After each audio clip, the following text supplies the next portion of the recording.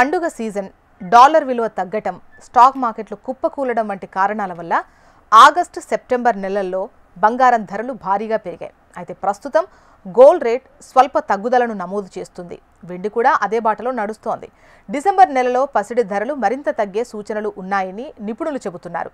ప్రపంచ ఆర్థిక పరిణామాలు బంగారం ధరలను ప్రభావితం చేసే అవకాశం ఉందని విశ్లేషకులు అభిప్రాయపడుతున్నారు. అమెరికా ఫెడ్ రేటు 25 బేసిస్ పాయింట్లు తగ్గించిన తర్వాత బంగారం $4,000 మార్కు దగ్గర కదలాడాయి. డిసెంబర్లో కూడా ఫెడ్ రేటు తగ్గే ఛాన్స్ ఉందట. కాబట్టి బంగారం ధర తగ్గే సూచనలు ఉన్నాయని కొన్ని వర్గాలు చెబుతున్నాయి.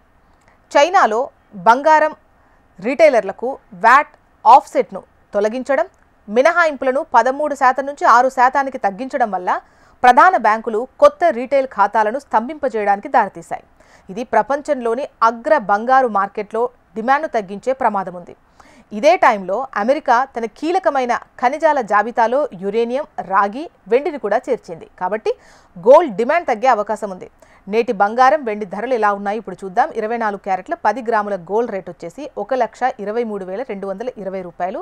అదే 10 గ్రాముల 22 క్యారెట్లు అయితే కనుక $1,12,950. మొత్తం మీద ఈ నెల నవంబర్ ప్రారంభం నుంచి గోల్డ్ రేటు తగ్గుతూ వచ్చింది, పెరుగుతూ ఉంది. బట్ తగ్గడం ఎక్కువసార్లు జరిగింది నవంబర్లో చూస్తే. వెండి ధరల విషయానికి వస్తే ఈరోజు సిల్వర్ రేట్ వచ్చేసి 2,000 పెరిగింది. దీంతో కేజీ వెండి ధర 1.67 లక్షలకు చేరింది. అంటే 1,67,000. అంటే 1 గ్రామ్ వెండి రేటు $167 దగ్గర ఉంది. గత నెలలో 2 లక్షలు దాటేసిన సిల్వర్ ధర ఇప్పుడిప్పుడే కొంత తగ్గుతూ ఉంది.